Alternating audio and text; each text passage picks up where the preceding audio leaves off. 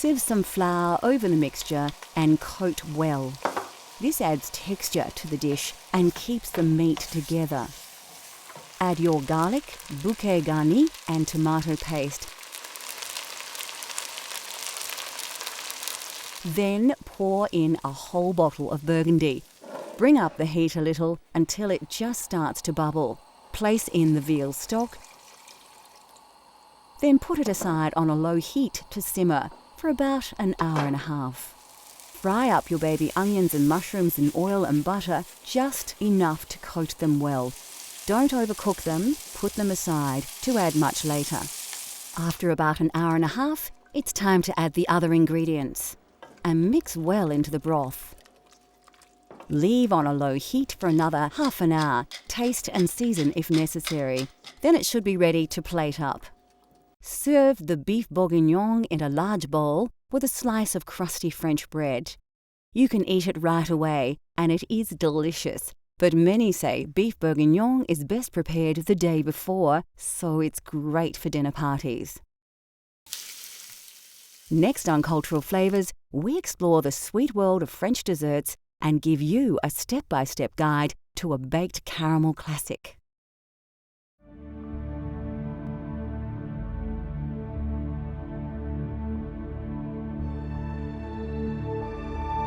One more thing the French are famous for are their desserts and pastries. Considered the home of modern desserts, France is rich with tasty sweet dishes that have evolved over hundreds of years of food appreciation. French desserts are popular with home cooks, as anyone can try their hand at the multitude of dishes, and the ingredients are readily available. Eggs are very important in French desserts and cakes, and are the key ingredient in dishes like crème caramel, mousse, custard, and eclairs. Of course, French cooking just wouldn't be possible without butter.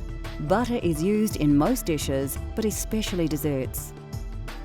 The French are also fond of adding fruit to their dessert creations in all manner of styles.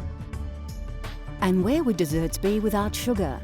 Sugar is a part of nearly every dessert in the French food vernacular. And here are a few classics to inspire your cooking at home. Macaroons are a French classic and are often presented in several flavours. Chocolate is popular, as is pistachio, lemon and strawberry. Macaroons can be a challenge for the home cook to tackle, but the rewards are delicious. Of course, when you think French desserts, eclairs always pop to mind. Eclairs are also flavoured differently, but the chocolate variety is by far the most recognisable. The French probably have more desserts in their food culture than any other. They have perfected the art of flans, tarts and chocolates, plus a myriad of delicious treats too many to mention.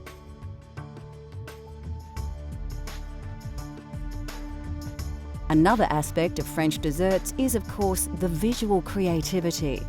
To be a pastry chef in France is to not only be a master of cooking, but also an artist, presenting their culinary creations in traditional and new and original ways, sometimes creating desserts that look too good to eat.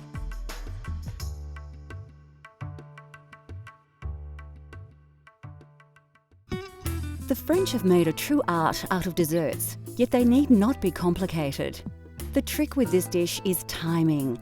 Let things cook too long and it will be back to the mixing bowl for another try.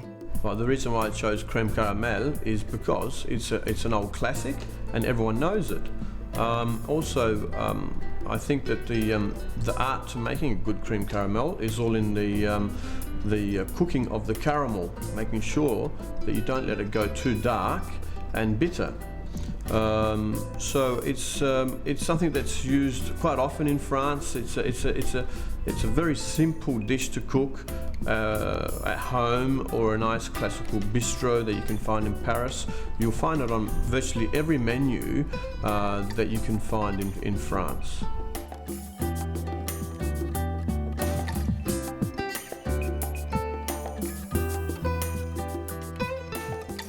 Although deceptively simple, creating crème caramel at home can be fraught with pitfalls.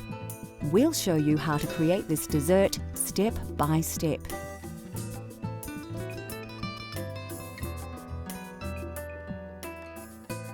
First, crack all your eggs into a mixing bowl.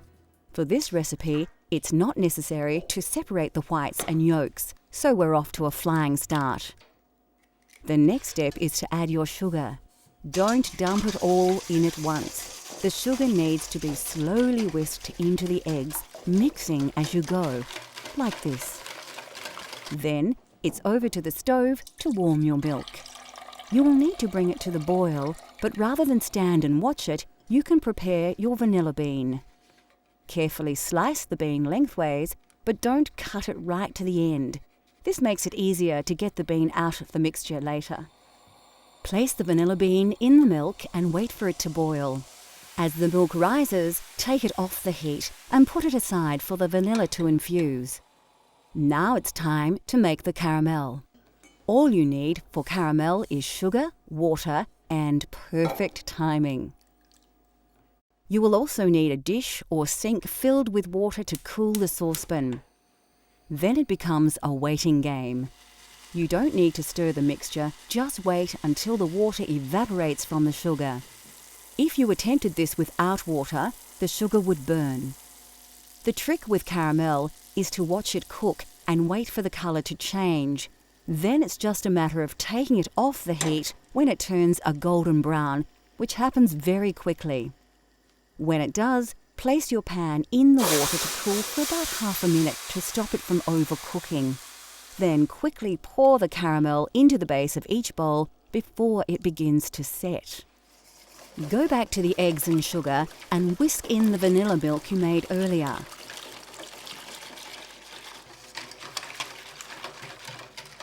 Find the vanilla bean and scrape the seeds out into the mixture. Then you need to remove the bubbles or they will appear in your final dessert. Use a ladle to work the bubbles off the top of the milk and put them aside. You won't need them. Ladle the mixture into the bowls on top of the now set caramel. You'll notice we have the bowls in a bain-marie.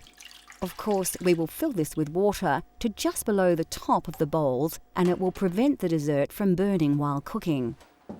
Place the bain-marie in the oven at 180 degrees for about 40 minutes.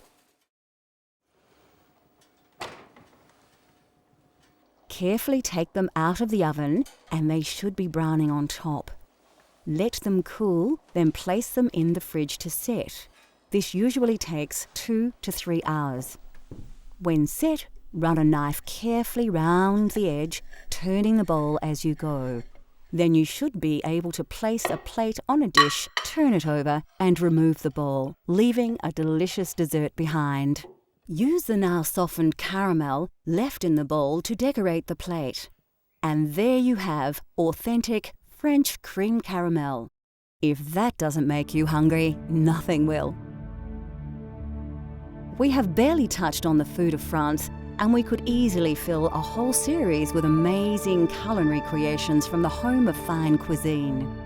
Unique thinking and centuries of experimentation has provided us with the foundation of many modern cooking techniques. Cultural Flavours continues to explore the world through the diversity of food.